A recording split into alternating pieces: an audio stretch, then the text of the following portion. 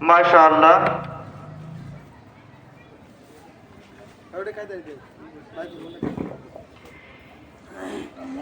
আলহামদুলিল্লাহ। এ পর্যায়ে আমাদের সামনে সংক্ষিপ্ত আলোচনা পেশ করবেন উদীয়মান ইসলামী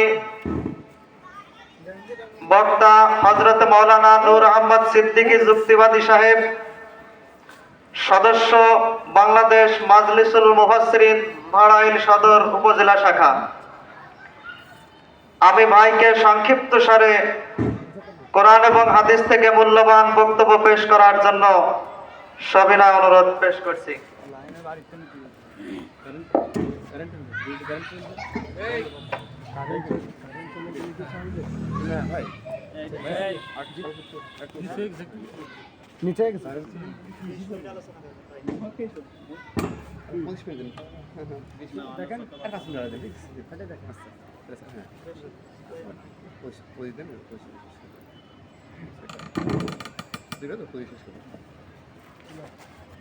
লাইন তো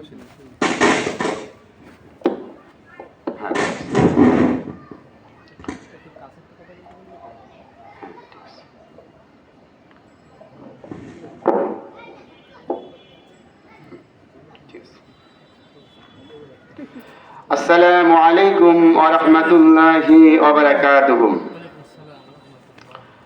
আপনারা যারা রাস্তাঘাটে এদিক ওদিক ঘোরাফেরা করছেন, আপনারা অতি সত্বর সবাই মাহফিলের প্যান্ডের ভিতরে চলে আসুন, কারণ এটা হচ্ছে এই মুহূর্তে আল্লাহ পাকের একটি জান্নাতের বাগান। হযরত আলী রাদিয়াল্লাহু তাআলা আনহু বলেছেন, যেখানে ইলম অর্থাৎ জ্ঞান চর্চা করা হয় সেখানে জান্নাতের টুকরায় পরিণত হয়ে যায়। সুতরাং আজকে এই মাশাকালি এই মাহফিল হচ্ছে একটি জান্নাতের বাগান। সুতরাং আপনারা এদিক ওদিক ঘোরাফেরা না করে সকলে আপনারা এই মাহফিলে জান্নাতের বাগিচায় চলে আসুন, কারণ এইটি কিয়ামত দিন হয়তো আপনাদের এক নারদের অবস্থান হতে পারে। আলহামদুলিল্লাহ আলহামদুলিল্লাহি নাহমাদুহু ওয়া নাস্তাঈনুহু ওয়া নাস্তাগফিরুহু ওয়া নাউযু বিল্লাহি মিন শুরুরি আনফুসিনা ওয়া মিন সাইয়্যাতি আমালিনা।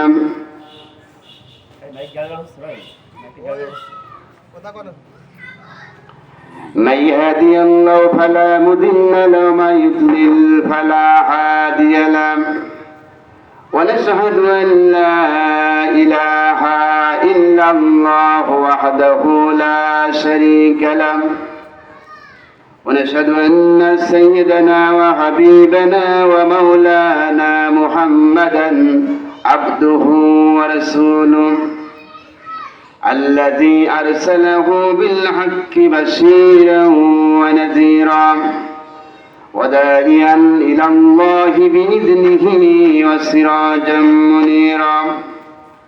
فقد قال الله تعالى في كلامه المجيد والفرقانه الحميد: أعوذ بالله من الشيطان الرجيم. بسم الله الرحمن الرحيم. إن الله وملائكته يصلون على النبي يا أيها الذين آمنوا صلوا عليه وسلموا تسليما. اللهم صل على سيدنا مولانا محمد وعلى آل سيدنا مولانا محمد. সকলে প্রাণ খুলে মহব্বত সাথে সহায় পড়েন। আল্লাহুম্মা সাল্লি আলা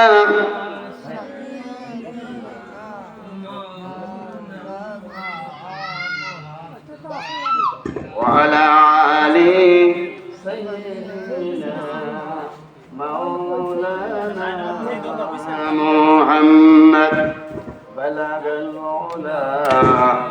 بجماله كشف الدجى بجماله حسنت جميع خصاله صلوا عليه وآلهم और बुलबुलिया भी सुबह सू ले लेके हरी एक गुल की बुम करते थे बहम गुफ्तगू बलगल उला बिकमालिही कशफत दुजा बिजमालिही हसनत जमीउ हिसालिही सल्लु अलैहि वालिहि और कमरियों भी शौक में डली हुई सरतों में कौते थे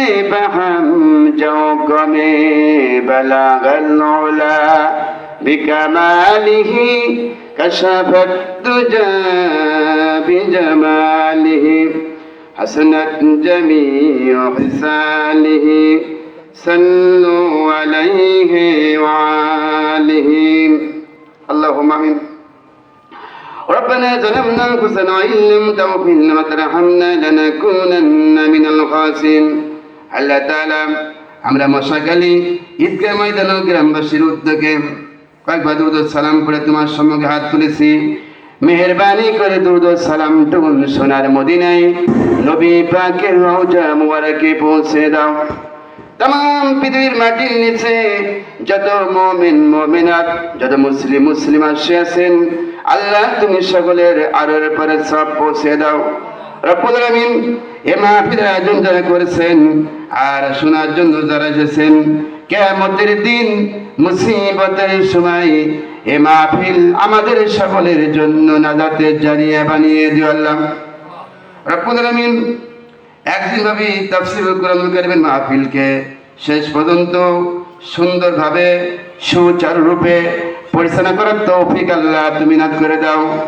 ইয়া রব করম তু अगर करे ओ बात जुबा को जो दिल पर असर करे ربنا تقبل منا انك انت السميع العليم وتب علينا انك انت التواب الرحيم سبحان ربك رب العزة عما يصفون وسلام على المرسلين والحمد لله رب العالمين সম্মানিত প্রধান অতিথি মাওলানা ওয়াজুল্লাহ কায়সার সাবেক ভাইস চেয়ারম্যান নড়াইল সদর উপজেলা নড়াইল এবং সভাপতি মোহাম্মদ আবুজার মোল্লা ইমাম মশাখালী ঈদগাহ ময়দান ও মশাখালী এলাকাবাসী হাজারাত ওলামায়ে কেরাম বিভিন্ন এলাকা থেকে আগত সম্মানিত ভাই এবং বোনেরা পর্দার আড়ালে মা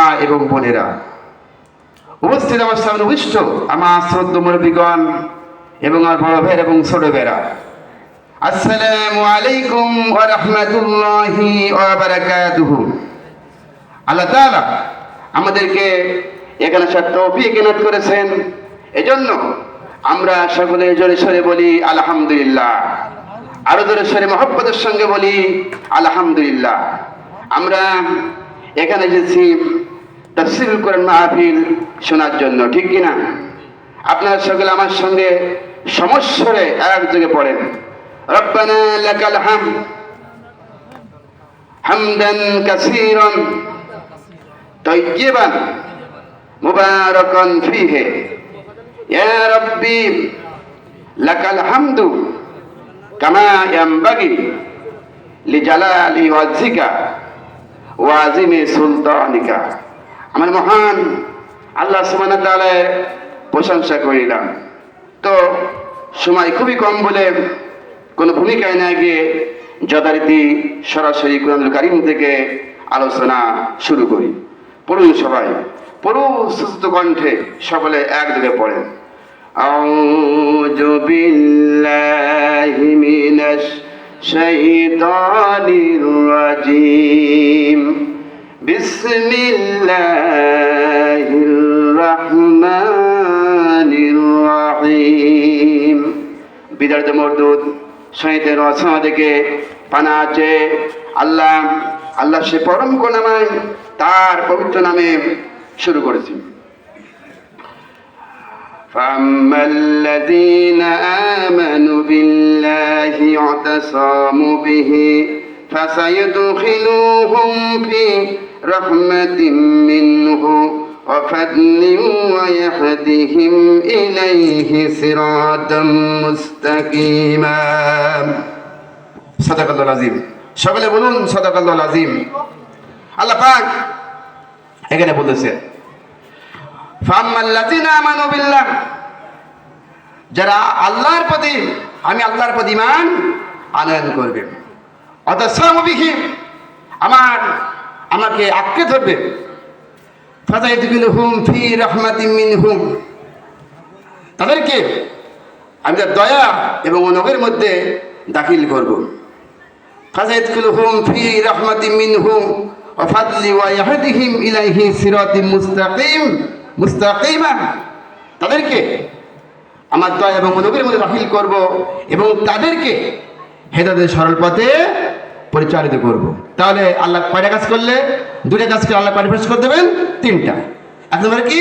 আল্লাহর প্রতি ঈমান আনলে। দুই নম্বরে আল্লাহকে দৃঢ়ভাবে আঁকড়ে ধরলে আল্লাহ কয়টা প্রকাশ করে দেবেন? তিনটা। তার প্রথমটা কি? তিনি তার দয়ার মধ্যে শামিল করবেন এবং তাকে অনুগ্রহের মধ্যে দাখিল করবেন এবং তাদেরকে হেদায়েতের সরল পথে পরিচালিত করবেন। জোরে সুবহানাল্লাহ। আল্লাহ তিনটা পুরস্কার দিবেন। এখন এই প্রথমটা হচ্ছে ফাম্মাল্লাযিনা আমানু বিল্লাহ, আল্লাহর প্রতি ঈমান আনতে হবে। এখন এই ঈমান আনার ব্যাপারে সবথেকে গুরুত্বপূর্ণ বিষয় হচ্ছে কালেমা তাইয়্যিবা। আমরা সকলে কালেমা তাইয়্যিবা পড়ি, লা ইলাহা ইল্লাল্লাহ, সকলে যিনি করেন লা ইলাহা ইল্লাল্লাহ, লা ইলাহা ইল্লাল্লাহ, লা ইলাহা ইল্লাল্লাহ, লা ইলাহা ইল্লাল্লাহু মুহাম্মাদুর রাসূলুল্লাহ। এই কালিমার দাওয়াত আল্লাহর প্রবীণ সর্বোত্তম হযরত মুসা আলাইহিস সালামকে বললেন যে, ওগো মুসা, তোমার পরে আমি দিন, তোমার পরে ধর্ম আমি নাজিল করলাম, এখন তোমাকে আর বই থাকলে হবে না, তোমাকে ইসলামের দাওয়াত দিতে হবে। এখন হযরত মুসা আলাইহিস সালাম প্রথম দাওয়াত কাকে দিবেন? আপনারা এদিকে খেয়াল করেন, আপনারা কোথা থেকে খেয়াল করেন? হযরত মুসা আলাইহিস সালামকে আল্লাহ দাওয়াত বললেন, হযরত মুসা আলাইহিস সালাম দাওয়াত কাকে দিবেন? কাকে দিবেন? যিনি রাষ্ট্রের প্রধান, রাষ্ট্রপতি, তাকে দিবেন। রাষ্ট্রের প্রধান যিনি প্রেসিডেন্ট রাষ্ট্রের, তাকে দেবেন। কারণ সেই আদিম কাল থেকে শুরু করে 3 শ্রেণীর লোক এই কালিমা দাওয়াতকে বাধা দিয়েছে। তার এক নম্বর কি? রাষ্ট্রশক্তি। দুই নম্বর কি? ধনাঢ্য ব্যক্তিবর্গ। 3 নম্বরে যারা ধর্মের নামে এক প্রকার ব্যবসায়ী। এখন এই দাওয়াতটা আল্লাহ পাক ফেরাউনকে দিতে বললেন। কাকে? হযরত মুসা আলাইহিস সালামকে। কাকে দিতে বললেন? হযরত মুসা আলাইহিস সালামকে। আপনারা এদিকে খেয়াল করেন, উনি তো করতেছে, ঠিক আছে, আপনারা এদিকে খেয়াল করেন। আল্লাহ পাক এই দাওয়াতটা হযরত মুসা আলাইহিস সালাম মুসা আলাইহিস সালামকে কাকে দিতে বললেন? ফেরাউনকে দিতে বললেন। আল্লাহ নবী হযরত মুসা আলাইহিস সালাম সর্বোত্তম ফেরাউনকে যে বললেন, ফেরাউন তুমি পড়ে নাও মুখে লা ইলাহা ইল্লাল্লাহ। ফেরাউন বলল যে, ওগো মুসা, তুমি আমার বাড়ি দুধ খেয়ে কয়দিন আগে মানুষ হয়েছো, আর এখন তুমি আমাকে বলছো আল্লাহ ছাড়া কোনো মাবুদ নাই, কোনো ইলাহ নাই। সুতরাং মুসা তুমি শুনে নাও, আমি জানি যে আমি ছাড়া কোনো ইলাহ নাই। সুতরাং তুমি যদি নদীর কোনো ইলাহর কোনো দাওয়াত দাও, তাহলে তোমাকে আমি কারারুদ্ধ করে রাখবো, তোমাকে জেলখানায় করে রাখবো। তখন এই কথা শুনে হযরত মুসা আলাইহিস সালাম তখন দাওয়াত বন্ধ করেছিলেন, তাই না? যে আমাকে বোধহয় ছেড়ে তো ঢুকাবে, আমাকে আমার পরে জুলুম চালাবে, আমি দাওয়াত বন্ধ করে দিই। বন্ধ করেছিলেন? বন্ধ করে দেন নাই। হযরত মুসা আলাইহিস সালাম ফেরাউনকে বললেন যে, ফেরাউন তুমি কাকে ভয় দেখাচ্ছ? আমি আল্লাহ নবী হযরতে মূসা আলাইহিস সালাম যেরকম সুবহানাল্লাহ, আমি মূসা কালিমুল্লাহ, আমি আল্লাহর সঙ্গে কথা বলি, তুমি কাকে ভয় দেখাও? আল্লাহ বলতে মূসা তোমার হাতে ওটা কি? মূসা আলাইহিস সালাম বলতে আমার হাতে ওটা লাঠি। আল্লাহ বলতে মূসা তুমি তোমার লাঠি ফেলে দাও। হযরত মূসা আলাইহিস সালাম লাঠি ফেলে দিলেন। লাঠি ফেলে দেয় মাত্রই লাঠিটা বিরাট অন্ধকারে সাপে পরিণত হয়ে গেল। কিছু মনে হলো বিরাট অন্ধকারে সাপে পরিণত হয়ে গেল। এখন বলেন সাপ দেখলে মানে নবী হোক, সাবি হোক, মরান হোক, পীর হোক, যে হোক, সাথে ভয় পায় না? ভয় পায়। এখন মূসা আলাইহিস সালাম ভয় পেয়ে গেছে। এখন আল্লাহ বলছেন যে মূসা তুমি ভয় পেও না, তুমি সাপকে ধরো, সাপকে ধরা মাত্রই আবার স্বাভাবিক অবস্থায় ফিরে আসবে। এখন আল্লাহ যদি বলেন যে তোমার কোনো ভয় নেই, তুমি ধরো, তাহলে কি মুসার কি ওই সাদতে ভয় পাবেন? তিনি ভয় আর পাওয়া উচিত হবে না। হযরত মূসা আলাইহিস সালাম আল্লাহর নাম নিয়ে সাপকে ধরলেন। সাপ আবার স্বাভাবিক অবস্থায় লাঠি হয়ে গেল। ফিরআউন বলল যে মূসা তুমি আমার সঙ্গে এরকম করতেছো, অভিনয় করতেছো। ফেরা মূসা তোমার বিরুদ্ধে আমার ষড়যন্ত্র শুরু হয়ে গেল। কি শুরু হয়ে গেল? ষড়যন্ত্র শুরু হয়ে গেল আমার পক্ষ থেকে তোমার উপর। তখন হযরত মূসার সঙ্গে বোধহয় অনেক লোকজন ছিল? কেউ ছিল না। কে ছিলেন? আল্লাহ পাক ছিলেন। আর ফেরাউনের সঙ্গে গোটা মিশরের সমস্ত লোকজন তার হাতে, কারণ তিনি মিশরের কি প্রধানমন্ত্রী বা প্রেসিডেন্ট, ঠিক কিনা? এই সংগ্রাম শুরু হয়ে গেল হযরত মূসা আলাইহিস সালামের পর। এই কালিমা দাওয়াত দেওয়ার কারণে হযরত মূসা আলাইহিস সালাম তার সাহাবীদেরকে নিয়ে তিনি নীল দরিয়ার কিনারায় তাদেরকে দ্বীনি দাওয়াত দিচ্ছেন। সাহাবী দেখতে পেলেন যে মূসা আলাইহিস সালাম দেখতে পেলেন যে দূর থেকে ফেরাউন তার সৈন্য সামন্ত নিয়ে 3 দিকে ঘেরাও করে চলে আসতেছে। তখন এই মূসা আলাইহিস সালামের সাহাবীরা ভয় পেলেন, বললেন যে আমাদের আর তো কোনো হুজুর বাঁচার কোনো পথ নাই, কারণ 3 দিক থেকে শত্রুরা চলে আসতেছে, আর সামনে নীল দরিয়া, হুজুর আমাদের আর মরণ ছাড়া কোনো পথ নাই। হযরত মূসা আলাইহিস সালাম বললেন যে কাল্লা, কখনো নয়, রব্বি সায়াদিন, অবশ্যই আল্লাহ রাব্বুল আলামিন আমাদেরকে পথ দেখাই দিবেন। হযরত মূসা আলাইহিস সালাম বললেন যে রব্বুল আলামিন এখন আমি কি করব? হযরত মূসা আলাইহিস সালাম আল্লাহ বলেন যে মূসা তোমার হাতে ওটা কি? হযরত মূসা আলাইহিস সালাম বলেন যে আল্লাহ আমার হাতে এটা লাঠি। আল্লাহ বলেন মূসা তুমি তোমার এই লাঠি দিয়ে দূরের উপর বাড়ি মারো। কি করো? দূরের উপর আঘাত করো। হযরত মূসা আলাইহিস সালাম দূরের উপর আঘাত করলেন। আঘাত করার মাত্রই করেছিল কয়টা? একটা। কি যখন তিনি আঘাত করলেন, আল্লাহর হুকুমে 12টা রাস্তা তৈরি হয়ে গেল, 12টা ব্রিজ তৈরি হয়ে গেল নীল দরিয়া সাগরের ভিতরে। হযরত মূসা আলাইহিস সালামের 12টা গোত্র ওই 12টা ব্রিজের উপর দিয়ে তারা অনায়াসে পার হয়ে চলে যাচ্ছেন। যখন হযরত মূসা আলাইহিস সালাম তার সাহাবীরা ঠিক ওই নীল দরিয়ার মাঝখানে, ব্রিজের মাঝখানে গিয়েছেন, তখন ফেরাউন চলে এসে তার সৈন্য সামন্ত নিয়ে, তখন ফেরাউনকে বলছে, তার সৈন্য সামন্ত বলছে, ফেরাউন থেকে বলছে খুব হাই মডেলের রাস্তা, ও মনে করছে ওর বাঁধন তৈরি করা রাস্তা, তাই না? এখন ফেরাউনকে বলছে যে আপনি তো অর্ডার করেন, তাহলে আমরা এই ব্রিজের উপরে, ওদেরকে ভয় লাগছে যে ব্রিজের মানে সমুদ্রের উপর ব্রিজ, এখন আমরা কি করবো? এখন ফেরাউন বলছে তুমি ওঠো, এই ব্রিজের উপরে তোমার ওঠো, সবাই ভাবিয়ে পড়ো, আমার শত্রুদেরকে শেষ করে দাও। কার হুকুমে? ফেরাউনের হুকুমে। এবার ফেরাউন সব সৈন্য সামন্ত যখন নীল দরিয়ার মাঝখানে চলে গেছেন, আল্লাহ বললেন কুল, ওগো ব্রিজ তুই পানি হয়ে যা, ফায়াকুন, অমনি সঙ্গে সঙ্গে পানি হয়ে গেল। সুবহানাল্লাহ। তারপরে সব হাবুড বেঁকে দেখে সব শেষ হয়ে গেল। এখন ফেরাউন একাই বেঁচে আছে, পানি খেতে খেতে পেটটা একবার উত্তাল তরঙ্গমালায় সমুদ্রের ভিতর তলে চলে যাওয়ার উপরে উঠে এভাবে করতে করতে পানি খেটে খেটে পুটকা মাছের মতো তার পেটটা হয়ে গেছে। এখন জানার বাঁচে না। তখন এখন কি করবে? এখন বলছে আল্লাহ আমি তোমার পরিমাণ আনলাম, তুমি আমাকে আর চুবাইও না, আমাকে কি করো না, চুবাইও না। এখন আল্লাহ আরো বেশি চুবাচ্ছেন। কি করতেছেন? আরো বেশি করে চুবাচ্ছেন। এখন বলছেন যে আল্লাহ তুমি যদি না বোঝো, তোমার নবী হযরত মুসা আলাইহিস সালাম যেই রবের উপর ঈমান আনছিলেন আমি সেই রবের উপর ঈমান আনলাম, তুমি কি আমার আর চুবায় না? মানে আল্লাহকে বোঝাচ্ছে যে আমি তোমার ঈমান আনলাম, তুমি যদি না বোঝো তাহলে তোমার নবী হযরত মুসা আলাইহিস সালাম হযরত হারুন আলাইহিস সালাম যে রবের উপর ঈমান আনছিলেন আমি সেই রবের প্রতি ঈমান আনলাম, তুমি আমাকে আর চুবায় না।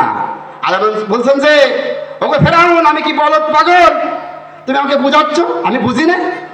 শোনো ফেরাউন, তোমাকে শুধু আজকে মারবই না, তোমাকে মারবো, এই মারার পরে তোমাকে এই নীল দলে সাজাবে, তোমাকে কোনো মাছে খাবে না, কোনো কুমিরে খাবে না, কোনো জলস্বাস প্রাণী খাবে না, তুমি পচবে না, গলবা না, তুমি পয়সাগুলো শেষ হবে না, তোমাকে মারবো আর তোমাকে এই দূরের থেকে আবার উঠানো হবে, তোমাকে এই দুনিয়ায় ছুটি করে রেখে দেবো, যাতে করে কিয়ামত পর্যন্ত তোমার মধ্যে তো ফেরাউন দুনিয়া আসবে, তারা তোমাকে যেন শিক্ষা করতে পারে যে আমি আল্লাহর পরে। আল্লাহর সাথে বিরোধ করলেন, আবার নবীর সাথে বিরোধ করলেন, আবার নবীর সাহাবীদের সাথে বিরোধ করলে, তাদের সাহাবীদের উম্মতের সাথে বিরোধ করলে, কোরআনের সাথে বিরোধ করলে, হাদিসের সাথে বিরোধ করলে, ইসলামের সাথে বিরোধ করলে, মুসলমানদের সাথে বিরোধ করলে, আলেমুল আমাদের সাথে বিরোধ করলে আমি তাদেরকে এরকম তোমাদের ছুটি করে রাখতে পারবো, ঠিক কি না? এখন দেখেন, যিনি ছিলেন সারা বিশ্বের শ্রেষ্ঠ বক্তা, শ্রেষ্ঠ আলেম, শ্রেষ্ঠ আল্লাহর ওলি, উনাকে একজন নেত্রী শেষ করে দিলেন। সুতরাং আল্লাহ ইচ্ছা করেন তাকেও শেষ করেন, ওরকম নজির করে বাংলাদেশের কোনো জাদুঘর রাখেন, আল্লাহ পারেন না? অবশ্যই পারেন। আল্লাহ কুন ফায়াকুন মালিক, আল্লাহ অবশ্যই পারেন। সুতরাং আল্লাহর সাথে, আল্লাহ নবীর সাথে, নবীর সাহাবীদের সাথে, নবীর সাহাবীদের উম্মতের সাথে, মুসলমানদের সঙ্গে, ইসলামের সঙ্গে বিরোধ করলে, আলেমুল আমাদের সাথে বিরোধ করলে আল্লাহ অবশ্যই তাদেরকে এরকম করবেন, ঠিক কিনা? জোরে ঠিক কিনা? সুতরাং এরপরে নমরুদ গেল, ফেরাউন গেল, এবার নমরুদের কথা আসেন। নমরুদ যখন হযরত মুসা আলাইহিস সালামকে, যখন হযরত ইব্রাহিম আলাইহিস সালামকে আল্লাহ পাক এই কালেমা দাওয়াত দিতে বললেন, যখন তারপরে ধর্ম নাযিল হলো, হযরত ইব্রাহিম আলাইহিস সালামকে বললেন যে ও ইব্রাহিম, তোমাকে আর বসে এখন থাকলে হবে না, তুমি যে নমরুদকে কালিমার দাওয়াত দাও, লা ইলাহা ইল্লাল্লাহ। তখন নমরুদ বলল, ইব্রাহিম আমি জানি যে আমি ছাড়া কোনো ইলাহ নাই, তুমি আবার করতে কিনে আনলে? সুতরাং ইব্রাহিম তুমি শোনো, যদি আমাকে দাওয়াত দাও, কালিমার দাওয়াত দাও, তোমাকে আমি আগুনে পোড়াবো। কিসে পোড়াবো? আগুনে পোড়াবো। হযরত ইব্রাহিম আলাইহিস সালামকে আগুনে পোড়া সমস্ত ব্যবস্থা করা হয়ে গেল। আগুনের মধ্যে হযরত ইব্রাহিম আলাইহিস সালামকে ফেলে দেওয়া হলো। এরপর জিবরাইল বলল যে ওগো ইব্রাহিম, তোমাকে আগুনে নূর পোড়াবে, তুমি আমাকে সাহায্য চাও, তোমাকে আমি সাহায্য করব, আমাকে সাহায্য চেলে তোমাকে আগুন থেকে বাঁচাই দেবো, তোমাকে আগুনে পোড়াই দেবো না। হযরত ইব্রাহিম সালাম বললেন যে নমরুদ, আমার পরীক্ষা চলতে, তুমি আমাকে ডিস্টার্ব করো না, আমি এমন কোনো অন্ধ রবের ইবাদত করি না যিনি আমার দুঃখ দোষ দেখেন না, যদি আমি পড়লে যদি আল্লাহ পাক খুশি হন, তাহলে আমি ইব্রাহিম এরকম 1000 পার ফুটে রাজি আছি, দরকার সুবহানাল্লাহ। আল্লাহ পাক হযরত ইব্রাহিম সালামকে দোয়া শুনিয়ে দিলেন, কুল্লা ইয়া নারি কুনি বারদাও ওয়া সালামান আলা ইব্রাহিম। পড়ুন সবাই, কুল্লা ইয়া নারি কুনি বারদাও ওয়া সালামান আলা ইব্রাহিম। ও ইব্রাহিম, তুই আমার নবীর জন্য ফুলের বাগান হয়ে যা। কি হয়ে যা? ফুলের বাগান হয়ে যা।